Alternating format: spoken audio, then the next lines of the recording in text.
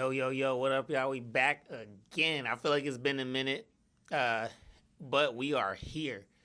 And what we're going to cover today in this video is for all of you leaders out there, or all of you people that want to practice leadership, whether it's leading a team at work or leading a team in sports or even leading your family or your roster or however you want to call it. But like in this video, what I'm going to truly talk about is why it's always the leader's fault. And I don't mean that in a bad way. So just know that it being the leader's fault does not mean it's a bad thing. But did you know that when you are a leader, especially in like the workplace, one thing that always happens is like when things are good, you barely get recognized, right? But then obviously on the flip side, when things go bad, whose fault is it? It's always your fault, the leader. And that's completely okay. I think it's important to understand that because it's fairly easy to navigate, and you actually have a massive advantage when you do understand the real responsibilities of leadership. Just all the things that come with being a leader as a whole. It's a lot of different elements that you have to really unpack and be okay with. And that's why in this video, we're going to cover the scope of leadership, but at a very high level. We're also going to establish an understanding of some of the leadership responsibilities. And then lastly, what we want to do is just kind of explore some of the nuances that actually come with being a leader and why it's always the leader's fault, like I just said. And by all means, everything that I'm talking about here is things that I've learned, I've studied, I've been educated on. So I'm trying to give you guys the game. So here's what's happening. When you truly actually understand leadership and you know what it entails, then you start to realize how much being a leader really isn't just about having a title. I think a lot of people get that confused. They think leadership is a title or a position, but it's actually more like just the act of influencing and guiding others. So think about it as leadership being the act of influencing and guiding others. This can pretty much be anything, whether it's, setting the tone and culture of a team, or just making strategic decisions within a team, navigating change with a team. That's really difficult, or it can be difficult. I won't say it is, but things like that, or allocating resources, understanding your resources, and just really going to bat and going up front for your people. And the reason why I want to bring this up is because I deal with this a lot personally in the tech space. And I know all you other leaders out there in corporate deal with this too. I mean, you have to actually make time to listen to your team. You also need to learn what works and what interests them, not just as a team, but as individuals.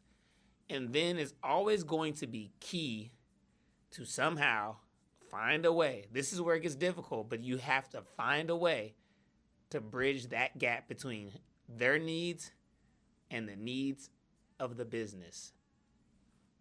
I find that a lot of people struggle with this because they lean into one more than the other. And I know that, how do I say this? I feel like a lot of people really just have different definitions of what leadership is. So when I hear and think of the different definitions of leadership, I always like to think of how do I apply this in a major tech company? How do you apply this in a major tech company if you're trying to get into a tech company, right? Because it makes me realize that leaders are ultimately going to be responsible for the outcomes of their teams and their organizations. And that kind of goes back to why I say it's always the leader's fault, no matter how you want to look at it. And don't get me wrong. The individuals are definitely going to be the ones responsible for their own actions. Absolutely. They have to be. That's just how it goes, right? but the leaders are going to be able to create the environment.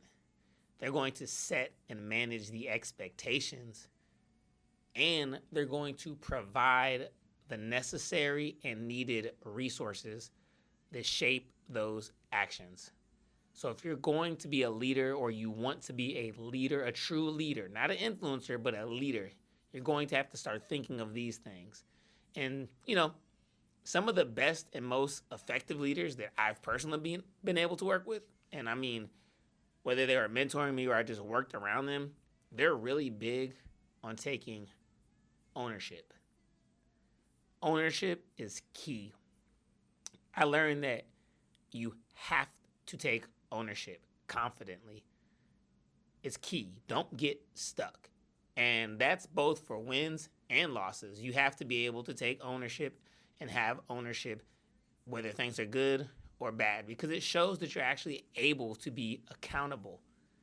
I think a lot of people try to run from that and play the blame game, when in reality, accountability is so important when you're a leader.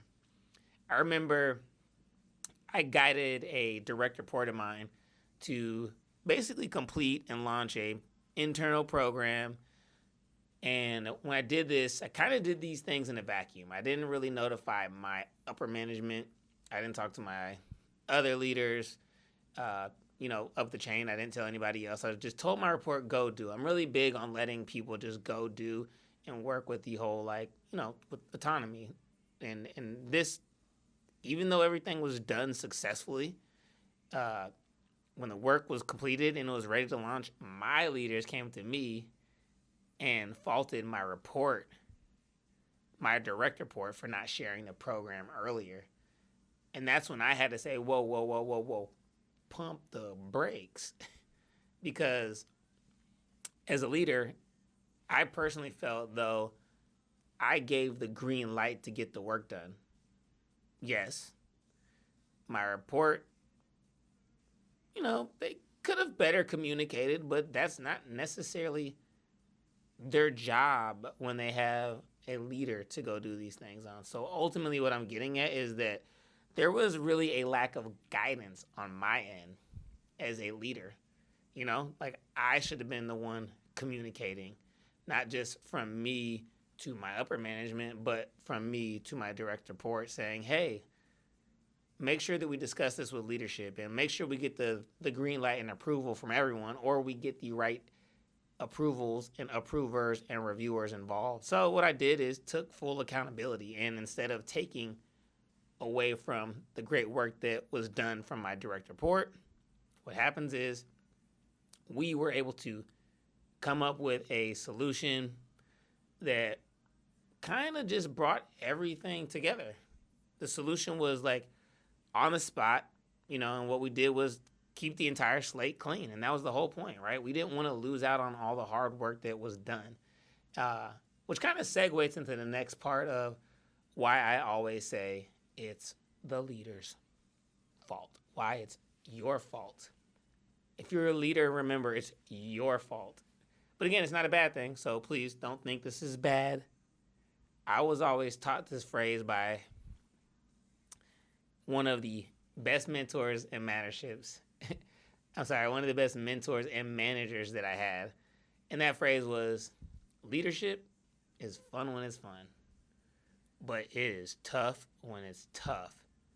And that's really because as a leader, you rarely